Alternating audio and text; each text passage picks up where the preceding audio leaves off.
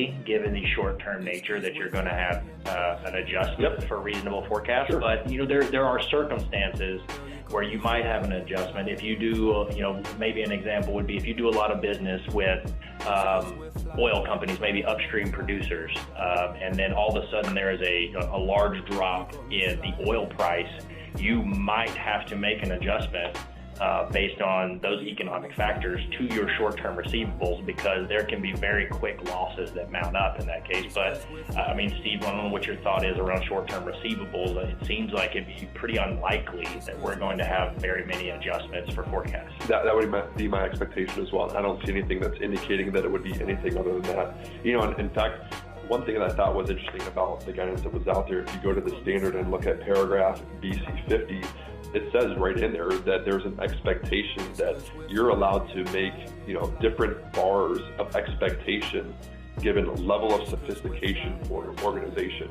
I think that we've always seen that from size of institution, public versus non-public, industry versus a different type of industry. But even the guidance that came out said there will be a different bar and set of expectations for the level of sophistication for an entity. And I think that just as a further support on how long do you really have to go out, and if you have more things that are short-term in nature, you'll be adjusting down the curve as you currently move down the curve, but won't have to go out and forecast very far into the future. Or this is probably a good way to transition to the next slide where we talk about reverting to your historical loss experience if you can't adjust. Yeah, and I think the last part of the process, and this is really going to be particular to more of your long-term assets and your financing receivables, is you have to revert to a historical loss for the contractual term that is beyond what that forecast period is. So if you have a 30-year mortgage loan, but your forecasts only go 2 years, your adjustment's only going to be a short period of time within that 30 years. Right. So you've got to figure out how to regress that back to the overall historical losses. And again, this is an area that gives some judgment.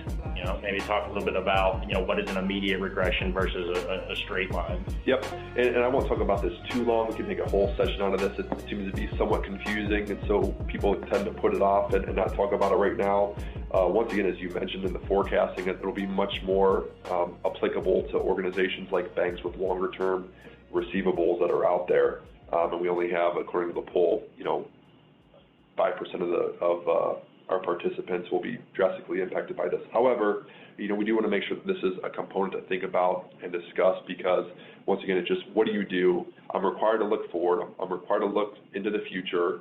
I'm required to think about what the contractual life of my receivable is. So if I am a type of organization that has long-term receivables and I can't forecast accurately more than 1 to 3 years, what do I do?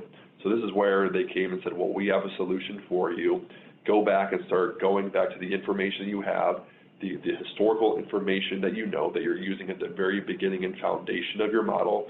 Revert back to that and start assuming that information will be an indication of where the future is going to go, even though it's not likely to be the case. But it's kind of like a practical expedient to get back.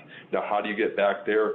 Once again, you just have to solidify why you think it's best to make kind of a cliff and fall off the cliff and go right back to that historical loss experience, or do you want to get there slower and over time, which probably makes the most sense in my opinion. You're not really going to fall off a cliff very often unless you're forecasting some huge recession that's going to impact your organization. But that's really what I'll talk about. I think that we'll conclude it for this presentation. Yeah, absolutely. So if you do have the financing receivables, obviously this is a key point for you. So just keep this in mind. A lot of the participants on the webcast are focused on trade receivables, which this won't really have this aspect of the measurement process in it. So jumping into the third polling question here is, now that we've been through the measurement process, what part of the measurement process do you think will present the most challenges to your company? So determine unit of count, B, method of estimating losses, C, historical loss experience, D, reasonable forecast, or E, reverting. So let me grab the third question here, and we'll give people a little bit of time. Steve, I don't know what your expectations are around this question. I'm thinking that based on who is on the webcast, that a lot of people are going to say A and C based on what we've said, A or C, but I would be interested to see what your thoughts are. No, I don't have any disagreement with that. The only thing I would add is, B, people should think about what method you really want to use, and is that method, depending on the pools that you have, you may have only been using one method in the past, but once you really understand the type of receivables you have, it may make sense to implement another method or a different method for the different pools that you have, and each one may need a different method. Okay. So it just depends on how you want to understand your business and how accurate at the time you have to invest on that, the sophistication you have. Yeah. So we'll close off the polling here and take a look at the results and see. And actually, a large portion of the group actually said adjust historical losses for a reasonable forecast, and a lot of that could be around understanding what your forecasting process is for your assets. So a lot of company entities may not have a process for understanding these credit losses. So it's to the point that Steve and I talked about earlier, is use this as an opportunity to refine your process, improve your process for measuring losses. Previously, a lot of people just, here's a loss rate, here's an aging bucket, this is what we've done over time. It's not really refined, but ASC 326 actually tells you to look at these units of account, look at how you're estimating losses, look at your historical loss percentage on a periodic basis and reassess it. So use this implementation process for CECL as an opportunity to understand your business and understand the process and how you can change it for the better. I'm crossing my fingers and hoping that people won't have to invest that much time in adjusting, that once they take the time and diligence, especially with the deferral that comes through, they will have time to find the right historical information, to link it up, to make it an accurate reflection of their current portfolio. But I think that people are hearing the message that we are communicating and saying the relevancy or the availability of historical information may not be there in appropriate format and granularity to the pool of financial receivables that you have today. And so I think people are hearing the message. Yep, perfect. So jump into a few other small considerations here.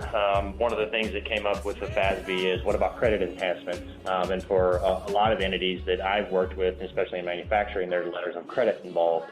And how should that be factored into the calculation?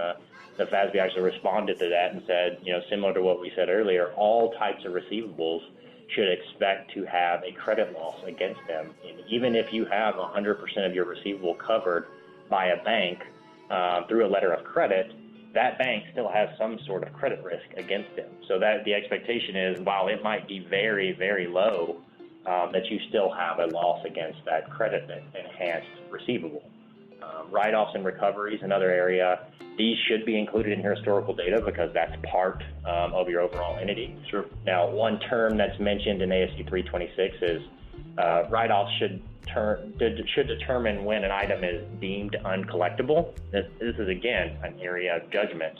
Uncollectability is determined by each individual entity based on history. So a write-off occurs when something is deemed uncollectible, and the entity has to determine what deemed uncollectible means to them. This is another documentation exercise, but just keep in mind that those write-offs and recoveries need to be included in your historical data. And the last piece, and this is one that it is a little bit confusing because ASC 606 already has some creditworthiness built into it, but ASC 606 contract assets are in the scope of ASC 326. And what the interaction really is during the ASC 606 revenue process, you go through your 5 steps and you determine that it is probable I'm going to collect it. You recognize the revenue. But then there's a time factor that you need to assess whether that asset that you have on your books is actually going to be receivable, and that's where ASC 326 comes in as of your balance sheet date. So the date of revenue recognition, nothing really changes, but then when you future period, you're putting this on your balance sheet, you need to look at that contract asset and determine, has something changed? Is there a loss that's now expected on that contract asset? So keep in mind that you're not going to change your 606 process that you've developed, but you will need to build these into and likely have them in their own pool as to how am I going to evaluate credit losses on contract assets that I have on my books. So that was an interesting one. I think that there could be some clarification around that. There's been a lot of questions with entities around what does this interaction look like. So I would not be surprised if the FASB was to come with clarifications as they have in certain circumstances. I'm glad that question is being asked now in advance of the adoption, so people are thinking about that. That's a great question and consideration to think through. Yep. So, maybe we won't go in too far detail on these, but Steve, you want to touch on some of the high levels of some of the recent FASB tweaks? Sure. Yes. And I'd say, people can investigate this a little bit further. The 2019-4, if you look at that, that's more applicable to banking, so it's not surprising why so many people think this is a CECL banking bullying. A lot of that really addressed the loans and type of receivables a bank would have. So that's a fair assumption for 2019-4. 2019-5 is a practical expedient that was put out there. So if you think this may apply to you, I'm not sure it would apply to many of the organizations that are on call today, but you might want to dig into that one a little bit further. Then we would expect another AS2 to come out this year, more so for the deferral of the effective date for the private companies that we talked about. Yeah. So moving along now, talk a little bit about disclosures, maybe the three main things that we have to do with disclosures in ASC 326 is understand the credit risk in the portfolio. How is management monitoring that, which you mentioned earlier? What is the estimate of expected losses? That's what would be normal as to a previous disclosure. If you had bad debt and things like that, you had to disclose that piece. And then how is that changing? So somewhat of a roll forward that you would have to do. And I think the number one is that credit risk inherent in the portfolio and how is management monitoring. You're going to have to give a lot more data as an entity around that aspect of disclosures, where maybe previously you just had a one paragraph blurb and this got there. I think the SEC is going to expect that next level into how are you actually determining credit worthiness and your credit losses. Yep, and it's somewhat sad that we're talking about this last and towards the end. I think it's what a lot of people do as well. They think about disclosures as part of the financial reporting process. But at some point in time, you need to start thinking about it earlier in the process, because this may also impact the level of data and historical data that you need for your evaluation of, do you have the right data to prepare these tables that are going to be required? Yeah, and I think you can see some of here, some required disclosures as well as some examples, which we've talked a little bit about. I think understanding significant write-offs, if you have any sales or purchases of financial assets. So a lot of financial institutions, if you're maybe a servicer where you're selling those assets, or you're a fund where you're selling and purchasing different assets, you have to keep that in there. A roll forward of the allowance will be required, as well as those management expectations. And I think that's going to be a tricky area for management. How much do you want to disclose, especially those with long-term assets? Sure. As we discussed with short-term assets, you're probably not going to have a lot of that, but you still have to describe what are your expectations. If you have a significant industry focus, or if a customer has an issue and you have a large amount of receivables from that customer, how are you evaluating that? So I think just understanding the methodology. This goes in line with 606 and 842. It's just expanded disclosures to understand more what a business is doing. And so I think starting to think through those items as part of the CECL process is, what am I going to say about my process and my financial statements? That would be a key point to think about now. So last polling question before we finish up here today. Now that we've been through this, what do you think the impact is going to be for CECL on your company's financial statements? If you don't think it's material, or if you think it's insignificant, that's a possibility. Yes, it will have a significant impact. I'm not sure yet. Just need to take a look. And I assume a lot of people here, they're listening in because they need to understand more about the standards. So I would expect a lot of people to answer not sure. Maybe one thing to understand here, if you're saying that it's immaterial or insignificant, how are you going to show your auditors that it is immaterial and insignificant? What have you done to show that? And it's early in the process for some of the private entities, but if you're a public company and you're saying this is immaterial or insignificant, I would expect those questions to start to come as you get to your 10K reporting for the current year. You're going to have to disclose as part of your SAB 74 disclosures where you're at with CECL.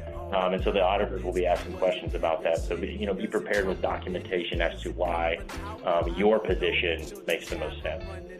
So we'll actually share the results here and see what came out. And not totally unexpected, Steve.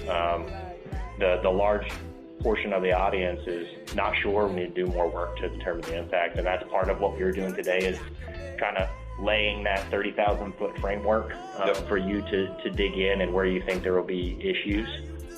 but that's not too unexpected. And again,